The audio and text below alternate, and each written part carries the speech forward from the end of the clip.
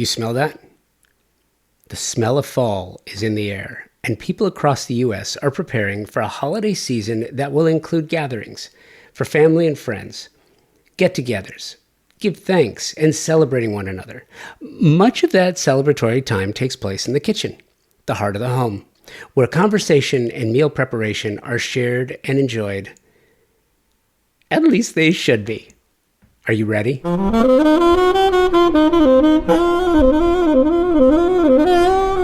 Don't freak out. Don't panic. It's not you. And it's not during just the holidays, but everyday activities take place in the kitchen. And it's getting more complicated because kitchens are coming of age. Activities take place in the kitchen. And we have a group of exceptionally talented designers gathered to share their thoughts on how the technological advancements in home appliances and design have changed the way people live and the way these advancements are bettering the lives of those who employ them. We started with a very simple idea to discuss technology, style in today's most well-designed kitchens. Everything's changing. So this is how some of the most talented creatives are changing the rules. The most talented designers understand that times are changing. They've seen it happen in real time prior to the start of the pandemic. Societal changes dating back to the financial crisis of 08-09 led to a renewed look at the value of home. And the COVID pandemic created a renewed look at the purpose of home. No space has changed more than the kitchen, previously dubbed the heart of the home, has morphed into the heart, brain, and central nervous system. All things experiential touch the kitchen. Technology has led to some of the greatest advancements in expected areas like refrigeration, cooking, and cleaning. But that's only the beginning. How have technological advancements in both materials and the design process led to increased quality of life? We got together and we discussed, and what followed is only the beginning in a wonderful journey of exploration. Thank you to Pacific Sales Kitchen and Home and Monogram for making this gathering possible.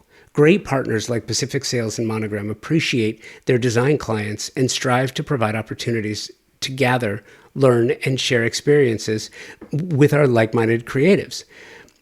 They make the built environment community stronger. And that, in turn, increases the quality of life for those fortunate enough to engage the remarkable designers like these. The following conversation covered a lot of territory. Man, so much. How do you do all that in an hour? The real-world scenarios about this very subject. Here are just a few of the concepts we discussed. Recovered time, no longer spent on meal prep. Convenience through remote activation. Automated cooking for meal perfection. Reduced upkeep. App management, as in application management, decorative advancements, efficiencies, increased air and water quality, minimized need for tools, simplified education for full and maximized use, minimized food waste, in-appliance cameras for offsite reference, fully customizable space for design. It's amazing. And you're going to hear from some of these amazing creatives, starting with Linnell Bryant of Mass Build Design Solutions, right after this. I am just incredibly proud of this partnership I've got with Thermosol. They have been presenting partners of Convo by Design going on 5 years now. And there is a certain amount of pride that comes with saying that the show is presented by the company that is the best in the world at what they do. Thermosol engineers the most exceptional smart shower products and steam shower systems worldwide, full stop. And it's for a few reasons. First of all, they were the first company to design and patent the technology here in the United States, dating back to 1958. Thermosol, a US-based manufacturer based in Round Rock, Texas, employs an engineering team that designs, tests, and continuously refines the product. Their quality control team tests every single steam generator before it departs the factory. Who else does that? Nobody that I know of. I have the pleasure of working with some world-class designers and architects who tell me And if you're in the business, you know this, that the idea of luxury has changed, especially when clients want a spa-like bathroom. Steam is mandatory, or it's just not considered a luxury. And if you want to add steam, you have only one true option, my opinion, and that's Thermosol. Mitch Altman, third generation CEO of this family-owned company of 65 years, continues to innovate in the bathroom and shower space through technological marvels such as intelligent showering systems, sound therapy, aromatherapy, technical interfaces, and so much more. And now Thermosol, the industry leader in steam bath equipment and technology since 1958, as I mentioned, is enhancing its already stellar family of products with the new indoor and outdoor luxury saunas available in 3 designs. The configurations are absolutely amazing, and you should probably go check them out. Indoor and outdoor options. It's amazing. You really do need to check them out. Go to thermosol.com or at Thermosol on the socials. I love it. And listen, okay, so I'll ask this first. Who wants to start? Okay, perfect. I'll start. Okay. Laura. Yeah. So why don't we start with you? I want to actually start with, hold it, so start with the basics, like how you, when you first talked, and by the way, this is the only question I'm going to ask, and then you guys are on your own for the next 40 minutes. 30 minutes, actually, whatever. How do you onboard a new kitchen project client? And remember that we're trying to keep this in the realm of technology and industry partners. How do you onboard a new kitchen client? Well, the initial introduction to their project usually just covers a lot of general ideas, like what is their intended budget, what do they want to spend. Then we kind of divide the budget off, and then we onboard them with a questionnaire, which is very lengthy.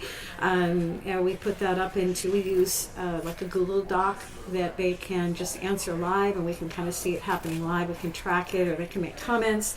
And that gives us an opportunity to actually get them thinking about things they would never think about, like are you right-handed or left-handed? Do you have, children at home, pets? What kind of pets? Because certain pets have certain needs, and they like a client that had a pug, and they are notorious for rubbing their jowls. Okay, hold for one thing. Sorry, stop. The one thing that I didn't say, which I'm going to ask, if we can take our jewelry off the surface, because that's all I'm going to hear, is the clicking and the tapping. Sorry, continue. Anyway, the idea is that we get them thinking differently, and that's the first thing we do is, and it can be up to 80 to 120 questions, and we give them a whole week, maybe 10 days to go through it. We put in a couple calls. Hey, how you doing on your questionnaire? Do you need any, do you want to talk about anything, anything confusing you? But really getting them to focus on their lifestyle and their habits and the way they function. And then we talk about heights. How tall is the husband versus how tall is the wife? Do you need, are you a growing family where for the next 7 years you're going to have pull-outs under the cabinets for the sink? Do we incorporate that into cabinetry? What kind of cabinetry? Are there any multi-generational needs? Do you have elderly living with you? How much automation do you want in your home? Is everything going to be connected to a smart system? So these are the questions that they obviously have not really thought of. They just said, I want that red knobs, and here's how much I have. And they want it done in 2 weeks. So we kind of get them thinking and getting them out of that, starting to manage their expectations on, oh wow, I really never thought of that. And what happens after that is once we review it, which takes us a bit of time, and we have a long extended meeting with both parties, and then we have individual meetings. If we have a dynamic that is perceived, dynamic between a husband and a wife, we will often, or an older tween that has an opinion, we will often conduct 3 separate meetings where we will have them in a forum which is completely their own ideas, no eye rolls, none of that interfering in what their needs are. And oftentimes what that'll help me do is advocate some sort of balance for letting one party have a win and having the other party having a win, and then often how can we integrate those creatively so that everybody's happy at the end of the day. That's the biggest onboarding shove that we have, and we don't even go into design for weeks. We really get to know the client, and then we start talking about budget, because then we have to apply a certain budget expectation that requires oxygen, requires 911 perhaps, but it's a rude awakening sometimes. So Linnell, how is that different in your perspective? Because when you're working with a public client instead of an individual client, I have to believe that the onboarding process is a little bit different. How do you get to true need?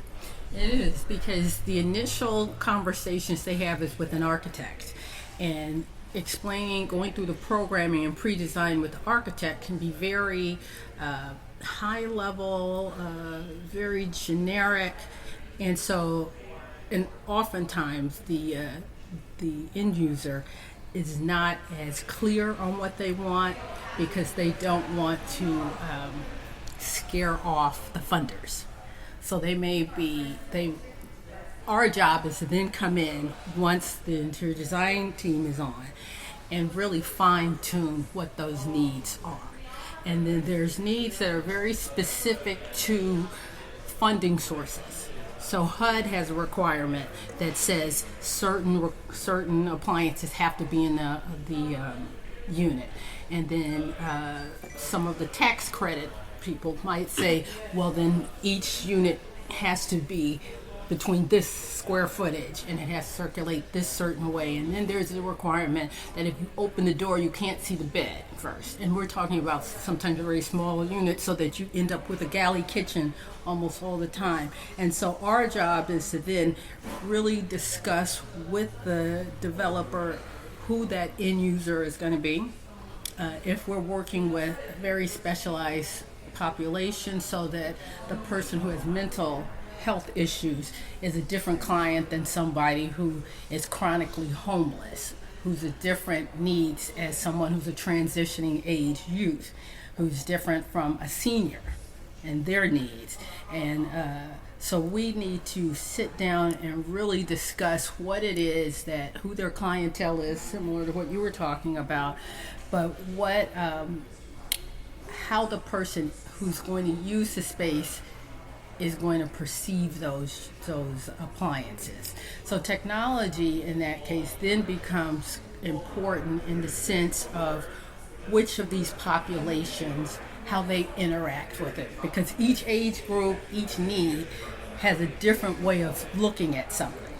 Somebody who's younger, might be offended with some of the older appliances. Someone who's older might think that the very digital things are over their head, and they can never get comfortable enough to live in that space. So there's a lot to think about in working with it, and our job is to really sit down and fine tune what it is. We start with, if you had all the money in the world, what is it that you would want in this space for your person? And then we work with what they really can get for their budget, yep, and for the space and for the clientele. Isn't that interesting too? Because in this conversation, in that explanation, we're talking about the base level, especially working with public funding and people who aren't, that word luxury, right?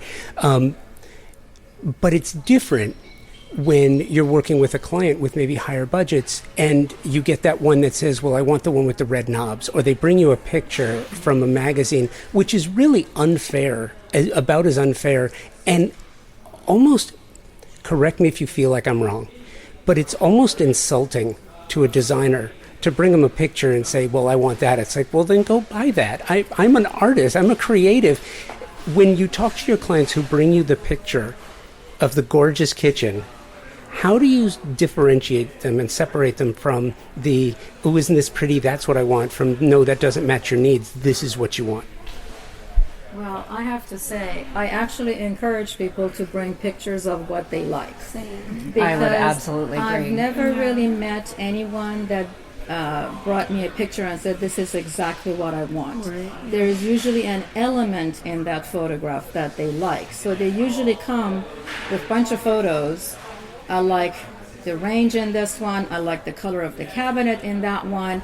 And they may or may not get all of it. It really each project is unique. Each client is unique. And our job as designers is to understand what they like, what they don't like, what they need and what they can afford, and put it all together in a beautiful and functional space. So those images are actually good to have. Yeah, for me, that's kind of where many times once the client is signed on, that's kind of where we start many times, because I don't want to go through months of designing something that ultimately aren't going to like. So for me, it helps set the tone. And then, like what she said, it's you never are copying it. Many times they'll like the lamp in the corner, and it's not even an ad for that, so just kind of picking out those things. And then also many times, when you take the clients to these showrooms, they'll fall in love with something completely different, so then you are still trying to keep that as like the base level, and then you kind of pull from here and you pull from there, so the end result ends up being something totally unique and completely different than the initial inspiration image. And I agree with that. I find that our clients have a hard time articulating what they want. Exactly. So that's why those visuals are really important. I know that I won't copy something exact. Yeah, so I want them to bring us images that they like for whatever reason. We take that and we process everything and take what we've seen from the different shows that we've been to, the different inspiration, and roll that into one and create something that, from what they've told us about themselves, that is created specifically for them. I do the same thing. I ask them to give me almost like a storyboard of images that they really love and why they like that, and things that they may or may not want in their kitchen. I think it's really important to get feedback from them. Where's the difference in that regard between, so you've got the form, right? They're bringing you the pictures. And by the way, thank you for that clarification, because I think that's really important. Where's the link, the connective tissue between the form, which they're providing you with the pictures, and the function? Questionnaire. It's great to have a questionnaire. Do you oftentimes find when you're onboarding your clients that they don't really know what they want?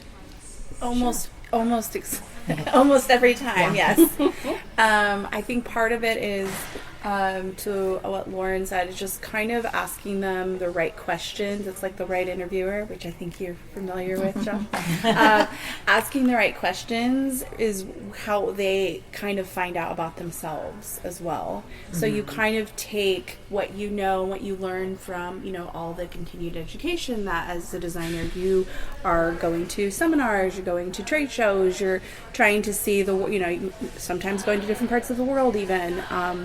Team, which is an incredible German cabinet company, they took a bunch of designers, myself included, to their factory in Germany, and we actually toured the fabrication process, and I learned more about a cabinet than I ever knew existed. and so you learn all these things that you can then impart that information to your client. But ultimately, you also have to be a critical thinker in that, okay, this person has a kid, so you kind of also have to be the one to think about these things. They're not always going to think. Sometimes they'll want something that they shouldn't have, like, oh, I really want white carpet, and you have like 5 kids. Sorry, I'm not giving you white carpet. Mm-hmm. So it's like you kind of have to take. I always feel like as a designer, like my clients are my kids, and you just kind of have to like.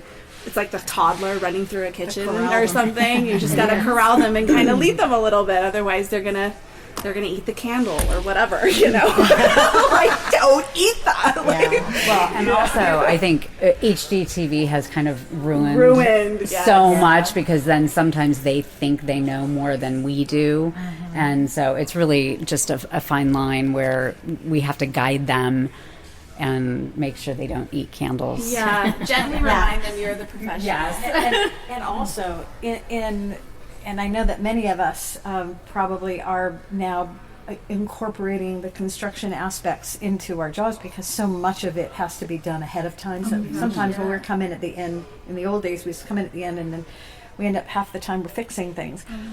Coming in at the beginning, also that questionnaire enables us to build a space plan that's appropriate for them, not just the aesthetics, of course, but the space planning and how they fit. You specifically talking about kitchens, but how does that kitchen integrate with the adjacent spaces? Absolutely. What is the path of travel? And then the time that it takes to go through construction, space planning, the protocols, the bidding process. Then you have the permit process, which in Los Angeles is just A nightmare. nightmare right now, and it has not recovered. They still don't have in person. So all of that considered, by the time they walk into your office, all ready to onboard, and they're excited about what it's going to look like, and they've got their pictures in hand. They've got to be buoyant and patient for at least 18 months before the fun real. stuff starts to happen. So during that time, I think pacing your clients is really important as well, and that is part of the onboarding process too. We manage their expectations right up front key. by saying, look, this is the process, these are where you're going to want to kill me, this is the timeline where you're going to be super, super happy, but then after you're super, super happy, when the drywall is finished, the paint is finished, the ram board comes up off the floor, they're excited again, and you've got at least another 2 months of pickup and finishing work and installation. So managing that, I think it's allowing them to understand the process of really building and articulating a space is not just, that's pretty, I like that. It's, and you have so much, especially in a remodel, you don't even know what you're getting into until you start knocking out the walls and where are your studs, and they haven't thought about structural elements. So Okay, so, and I get that, but that's a different question. And I want to start with you on this one. When it comes to, again, functionality, I kind of feel like with an appliance, knowing what manufacturers are now adding into, from a tech standpoint, adding into their appliances, it's kind of like, I want to be able to drive from point A to point B, and I want to be able to move my sofa with me, and I have 3 kids, but I really love that Porsche 911. Okay, you can't have it. But at the same time, you have a client who says, well, I love that 48-inch range, and I love this, and I love that, but they're never going to use it, or vice versa, the one who suggests what they're going to do. How do you guide and refocus? I've experienced oftentimes where they'll specify like a 36-inch range, and we look at their kitchen and we're like, this is just out of scale. Yeah. So we actually have to show them, and we show them by modeling it out. Mm-hmm. So, whether or not they're going to cook or not on it, that's for them. We're looking at the aesthetics and the function of it. So aesthetically, we tell them, this is just not right. This is why you make you make that decision on your own, but I'm advising you not to do it. So and once they see it, they're like, oh, you're right. You're right. Yeah, exactly. Yeah. It's pretty obvious once you see it go from 2D to 3D. Yeah.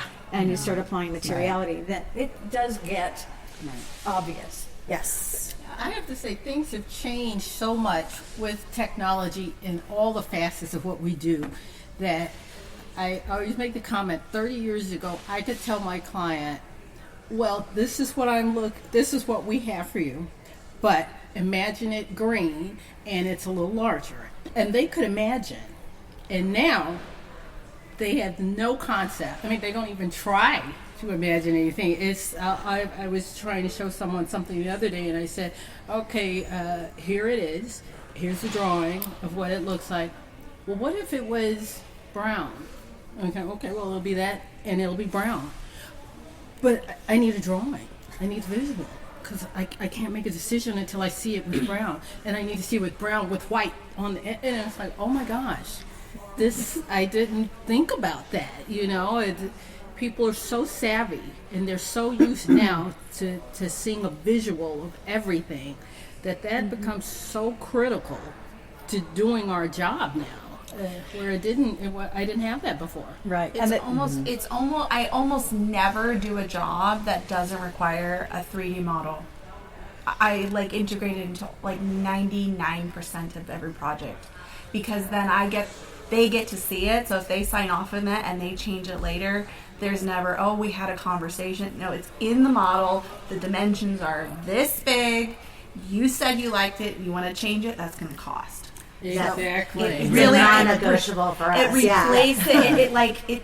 It saves you. Document. It saves you so many times. Oh, it's so much better than your therapy bill. Yeah. No. Yeah. And then It's some small price clients to will like, pay. oh, we don't need that. I said, well, that's how I operate. Yeah. So do you want to work with me, or this do is have how to I say work? that. You are listening to a remarkable day of design from Pacific Sales Kitchen and Home in Pasadena, California. We'll be right back.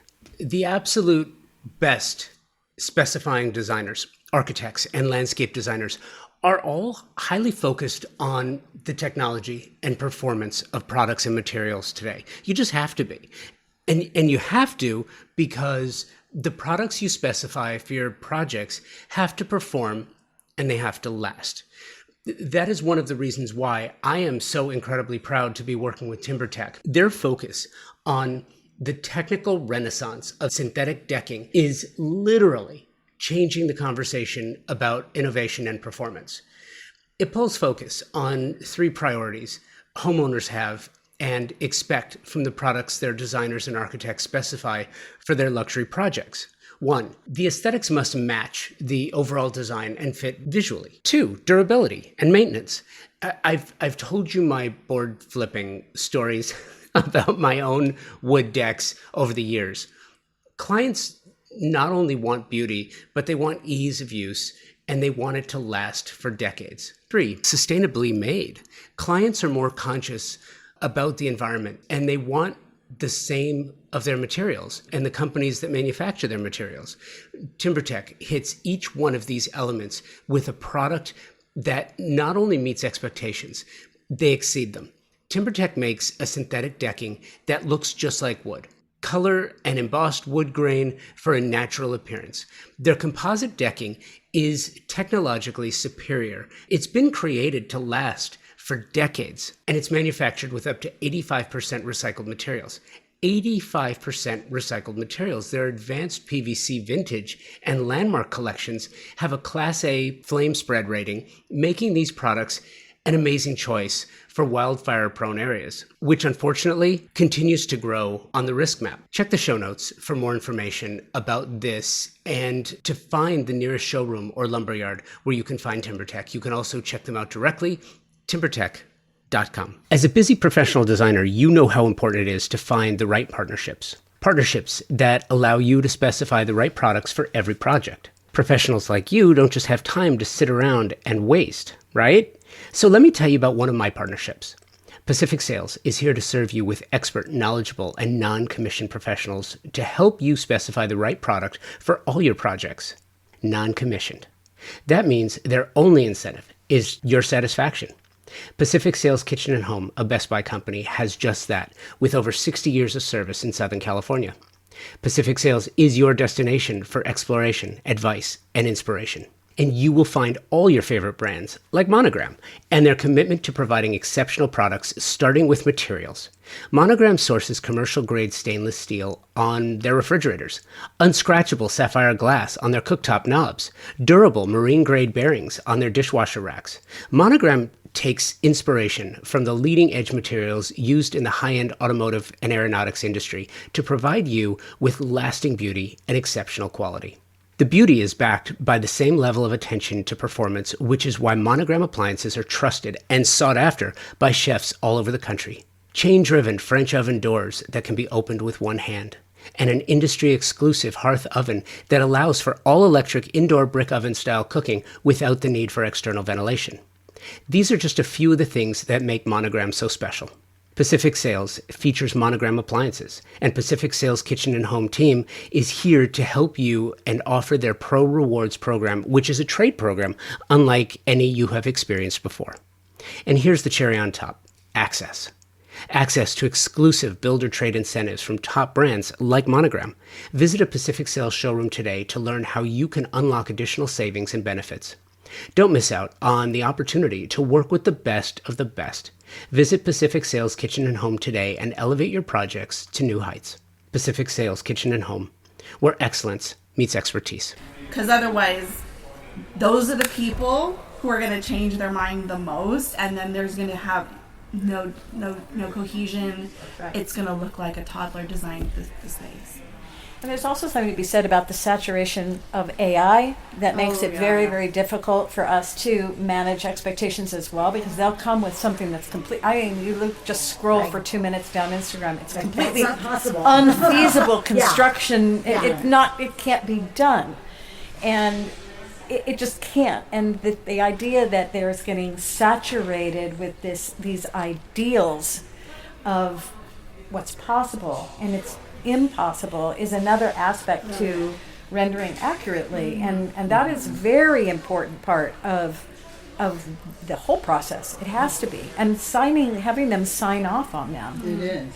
You know, the little initials on every Yeah. paper. That's Also, important. too, like when many times they'll say, "Oh, you're just doing a drawing," and you tell them the price. They're like, "Oh, that's a lot for a drawing." I said, "Well, I'm not doing a pretty drawing. I'm actually doing extensive research. It's to scale, and it's actually to a budget.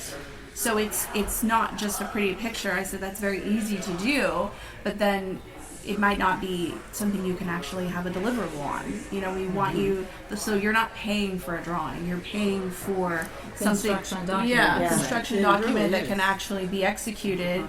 And to her point with AI, I saw this beautiful kitchen. I was clearly, not a real rendering. It had been done by AI, and there was a rug underneath the island. Oh yeah. And I was like, it drove me crazy. I was like, what is You know, this? we tell clients that if they invest that money on the front end and make sure everything is to their satisfaction, it's going to save them money on the back end. Fewer mistakes. They have, reasonable expectations, so they know what it's going to look like. There are no surprises. You know, That's what we less don't want. substitutions by the GC. Yep. At the end, which is always a nightmare for me. And also, if you don't have that you have a contractor bidding on something that hasn't been designed. I told them, I said, "Where are you getting these prices from? Nothing's been designed yet." So so this isn't a real price. So until you do this, you have no idea what your project's actually Well, gonna and again, cost. I think HGTV, again, to go back, people have these ideas like, oh, you can do a kitchen for $50,000 or In 3 days. in 3 days, right? Yeah. And so they have these, well, I don't even have a budget. Can't we just, do it for this? And they don't quite understand. Can we the dive process. deeper into that? Because I think budget is one of the most misunderstood, miscalculated mistakes and errors that takes place in the industry, and I can't think of one that's bigger than that. Talk to me about budget. Talk to me about the budget process and establishing a budget and then sticking to the budget when, again, you get that picture that here's what I want. It's like, wait a minute, that's Gwen Stefani's kitchen. You're not getting that. I feel like I try and work backwards. Once I see their inspiration, then I kind of work backwards of what I think the guesstimate would be, because it almost is, for me, it's been really hard for me to go to someone and say, what do you have as a budget? Because I really don't think they even understand the gravity of what I'm asking. So In the first meeting about their budget. Yeah. And, most people don't want to say it. Right, But right. I have to make sure they understand that is an important part of this process. If I don't know what their budget is, I can't really design for them. And if they don't tell me anything, I will tell them, well, a kitchen remodel could be from X to this. correct. And if their eyes pop out and their jaw drops, it's like, we're not the right people. Exactly. And if they say, oh, well, I was thinking maybe it could be this, I said, well, if you consider this or that, maybe you can get it for that budget or not. But that discussion really needs to take place in the first meeting. Otherwise, how can we even move forward and sign a contract and start designing? It's all a waste of their money. Well, and I had a funny explanation. So I was a concierge back in the day, and you would always ask someone, what kind of food do you want? Where do you want to go?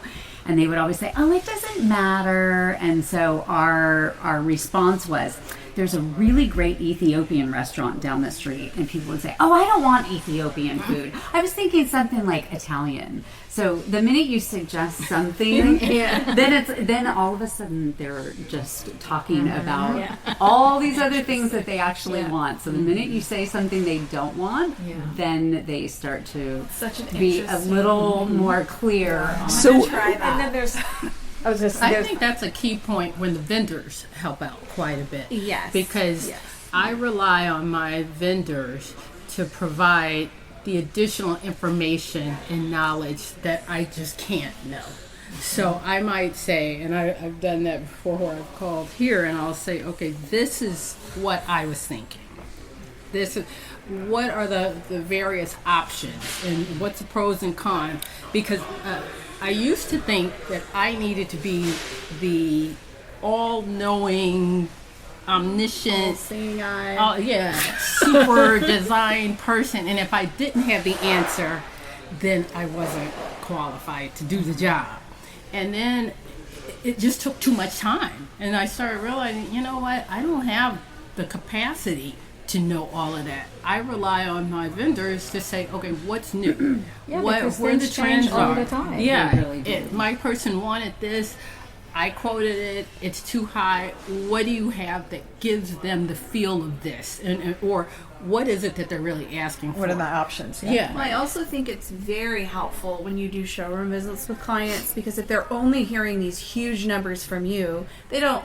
It's hard. It's very hard for them to fully trust you until you take them to all these places and they start to understand the difference between a Ferrari and a Ford. Yeah, we have that too. There's That's- also something that we have. That's what we're looking. Right. With materials, it can dramatically change the budget depending on and appliances. You can do something that's So yeah, I think them seeing things and getting those bids on like an appliance suite from someone else, and then once they start to explore the market, they start to understand those numbers that you initially told them when their eyes bugged out actually make sense. Right. And I think that I love when we finally get there, because then once I start sending them bids after that, they just usually go, they're like, oh, okay, yeah, that's fine. It's just building that knowledge and awareness initially is that really hard part to get past, I think. That's one of our first visits, is a big shopping day for those fixed goods. But I will say we have a one sheet that we offer during the onboarding process, specifically regarding budget, which is these are the costs that you never thought of. Mm-hmm. They don't think about trash. They don't think about when they're taking something down. There's a weight charge. They don't understand what toilet charges are. They don't understand the requirements that the city are going to have. So those are all. We do like a little one sheet at the beginning. Like, these are your hidden costs, but they're mandatory. And so when we look at the budget, hypothetically, they have $1 million. All right, and I think maybe I'm coming just from also we do the build and the architecture part, so it's kind of like an all-in thing, so we can't put the cart before the horse per se, so we really need to hunt and gather at the beginning. But that's one of the things that they go, really? $30,000 out of my budget for trash? I said, yeah. That's your sofa right there. So maybe Varellin, maybe we go with living spaces, just little things like that. And just, the idea that we have to manage that right at the get-go. Budget is everything, because what it'll do once all the pretty stuff fades away and they're in mid-construction and there are delays or rain day, whatever, and they start stressing and micromanaging, that's the part where you can stick to what you led the conversation with. You can go back to that. We have them sign it. We talk about all the materiality, like differences between the a man-made material versus a marble, and we have them sign off on it that we presented it, that they understand the risks, and that's all part of budget, because sometimes they want marble or they want Cambria and they can only afford. No, I don't want to name it.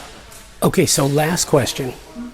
I'm going to go around, and while I ask the question, I'm going to let you know that I'm going to start with you, Jeannie, and then I'm going to go Gwen, Rachel, Linnell, Goalie, Laura.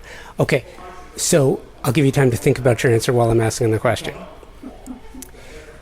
How has, back to the very start of this, can you think of ways or give me an example how technology in kitchen design, it can be in materiality, it can be in performative nature of appliances or materials, it can be in the technology of the appliances specifically through applications or internal sequencing or through air purification, water purification.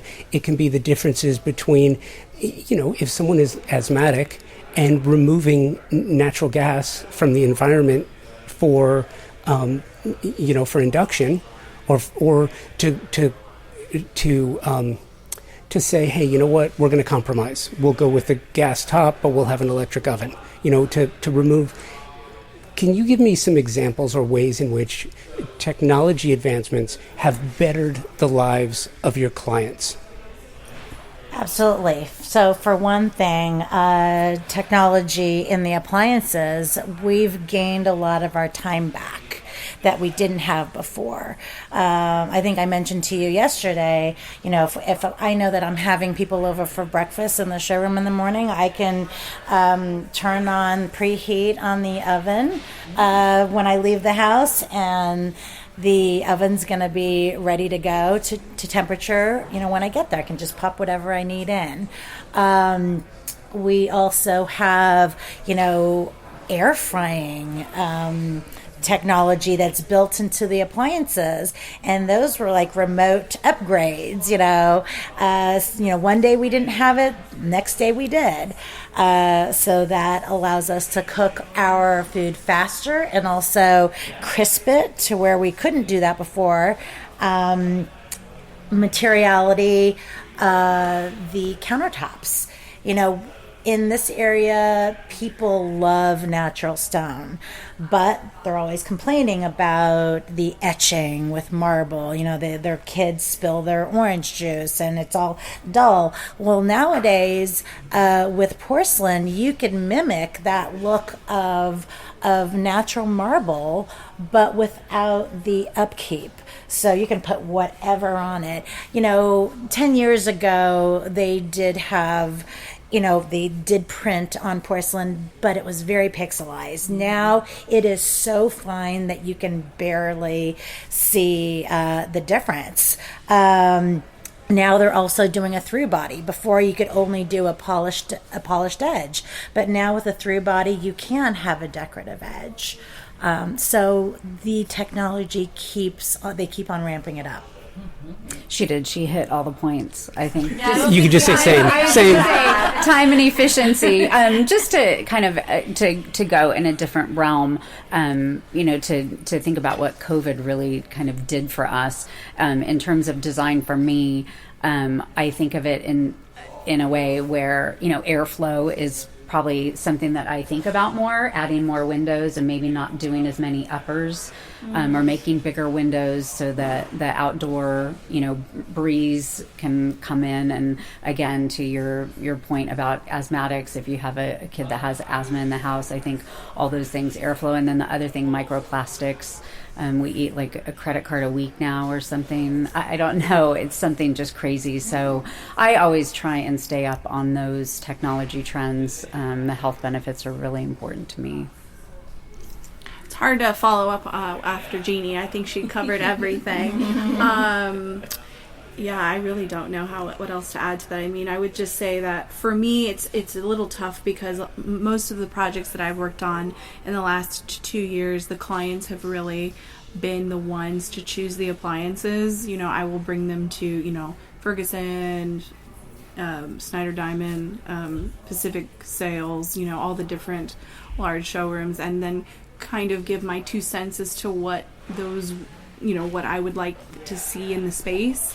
But ultimately, they usually have a very strong opinion as to whether they're going to do gas or, or induction or electric or, but yeah, I would say I kind of, with appliances, I heavily rely on the client to make those decisions just because it is very personal to them, If they want the red knobs. Yeah, if they want the red knobs. If they want the red knobs, white carpet in the kitchen, and candles they can eat. I really think that the breakthroughs that have been made in energy efficiencies, LED lighting, hands-free technology has just made, just brought it to a much more equitable environment. So you can handle aging in place. You can address issues with child proofing. You can deal with things with accessibility and whether you'll burn and different things with the induction tops and things like that. The venting is so much better. And so it's allowed the kitchen to be a much more healthy and equitable environment. And I just love that about the last few years. Goalie? True. The connectivity of appliances to your cell phone or tablet, I think, is great because in addition to preheating, a lot of people have these coffee stations now or these fancy faucets that do carbonated water as well as filtered water. And being able to have your cappuccino being set up before you come down to the kitchen just with your phone, I think is pretty handy. A lot of people are quite busy these days, so even that 15 or 30 minute that you have to wait for something, if you can click it on your phone while you do other things, it really helps. And a lot of people that still purchase bottled water in plastic, I find insane because you don't have to do that. You can have the filtered water at your sink, fill up your metal container and take it with you.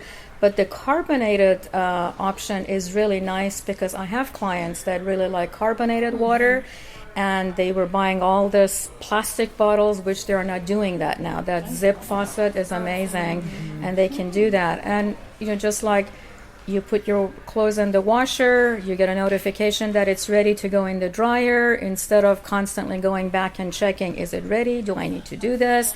It really is nice to be able to have that connectivity and take care of things remotely. Any upgrade for your appliances, any service you need to schedule. I think those are nice things about the technology that's available now.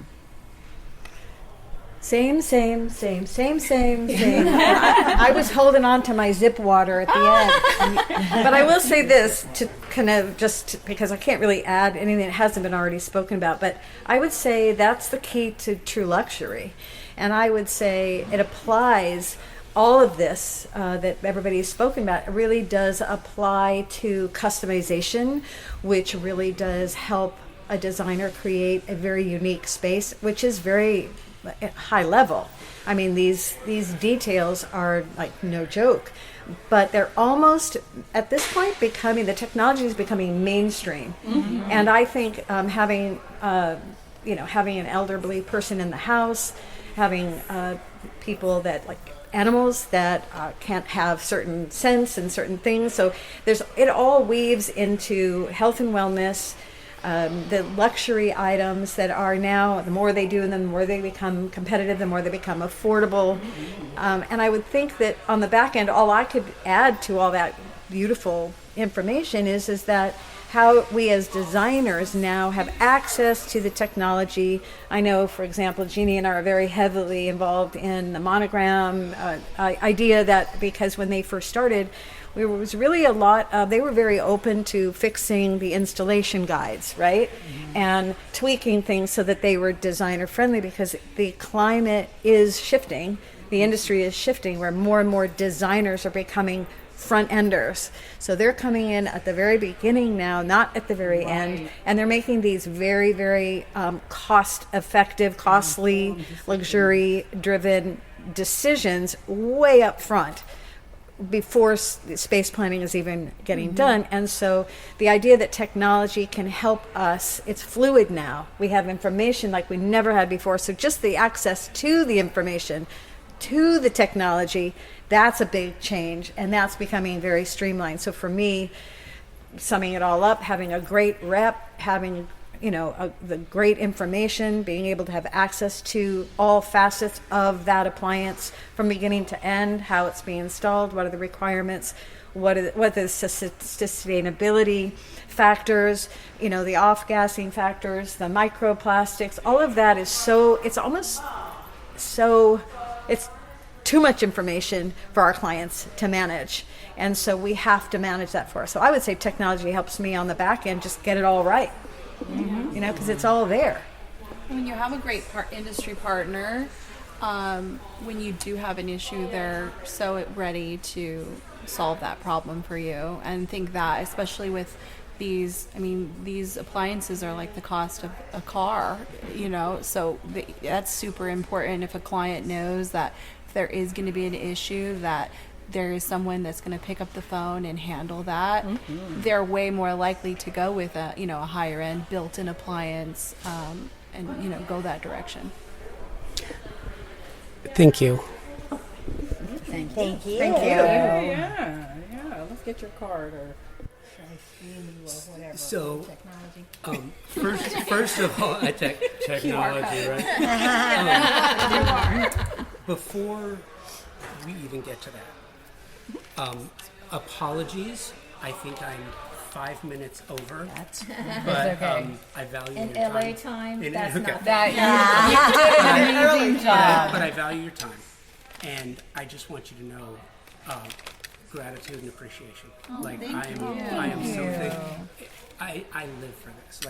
I love these conversations. I learn from you every time, and seeing you again is just amazing. So thank you, and I don't take it lightly, because I know how busy you are. And it was only after I moved to Tulsa that I understand that, because I don't have, it's like the valley when I was a teenager. It would take me 20 minutes to get anywhere in LA. There's no traffic. I can get anywhere, anytime. It's super easy. But here, every time I come back, I'm reminded that that's not the case. So, thank you. Verzine, thank you, and Pacific Sales and Monogram for doing this. I'm so appreciative. Thank you, Rosie. Thank you so much. You guys are the best. Yes. Okay, so next steps. You will see, if you check the Convo by Design Instagram, you'll see some other designers at other events. You'll see some of yourself from years ago, which is amazing. And you'll see yourself. Oh no, because we didn't record it in video last time. We didn't do a video last time. So you'll see videos on the Instagram page, and Pacific Sales is using this as well. And this will all be turned into a podcast episode for Convo by Design, and I will make sure to email each one of you and let you know when it's coming, and send you a link so that you can share it with your friends and family and your clients, and make them better clients before you have to work with them. Yes. I know. Huge factor. And then the last thing I wanted to tell you, so I will be back again next month at West Edge. I don't know if any of you are planning, but if you need tickets from Pacific Sale, I have free tickets for you.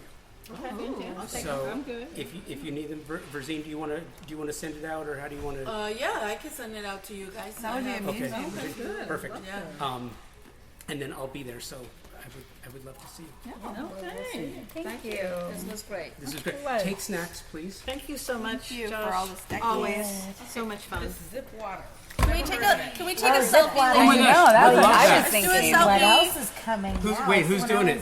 You're doing it? Definitely Okay. not me. My arm is way too short. The coffee that's attached. Wait, we're gonna have to. And to the. Oh yeah, You don't. I can see it. No, it's okay, but Jeannie, come around. She's doing a selfie. let's do a selfie, everybody. You want me to take it? Oh, No, you gotta be in you're it. gonna be in You it. have to be in it. Come on. No, she has it all ready. Here we go.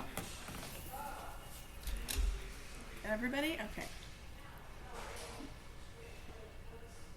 Okay. Got a bunch. Will you send that to me? I love that. That's awesome. With the rest of us. Design Hardware's newly remodeled showroom is where you will find a gallery-style space with a thoughtful display of products, purposefully positioned to allow unbridled exploration and discovery. High-end faucets, luxury tile, natural stone, wood floors, and bespoke hardware selections are presented in a holistic manner, strategically arranged to stimulate creativity and transition your vision from the conceptual stage to a fully realized space. Conveniently located, free parking available. Stop by to find your inspiration. Collect samples, get expert advice, and tackle everything on your shopping list all in one place. Visit them online at designhardware.com or in the real world, 6053 West 3rd Street in Los Angeles. What an incredible day. Thank you, Linnell, Goli, Gwen, Jeannie, Laura, and Rachel. Thank you, Sean Ayala, Virgin Hovsepian, and Ricardo Garcia with Pacific Sales Kitchen and Home for your participation and support for the design community. Thank you to all my partner sponsors, including Pacific Sales, Monogram, Thermosol, TimberTech, and Design Hardware. These are amazing companies, and they're here to make your projects the best that they can possibly be. Check the show notes under Designer Resources for links to each of them so that you can specify them for your next design project. And, by the way, if you go to Instagram, Convo by Design with an X, you can see videos of each of these creatives talking about each of their topics. It's really pretty cool. So again, check the show notes for links to each of our designers. Thank you for taking the time to listen and share Convo by Design with your friends, family, colleagues, and clients. I couldn't do this show without you. Wouldn't want to. So until next week, be well and take today first.